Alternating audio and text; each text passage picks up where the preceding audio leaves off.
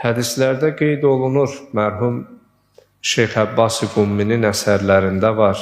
Bir nəfər məzhəbimizin rəisi İmam Cəfər Sadiq əleyhissalamdan sual edir ki, Ya Seyyidi, Ya Mövlayi, ay mənim ağam, ay mənim imamım, ay mənim rəhbərim, bizim fitir və qurban bayramından başqa bayramımız varmı? Çünki bayram deyildikdə ilk bizim bu iki böyük bayram nəzərimizə çarpır. Bir qurban bayramı, bir də fitir bayramı.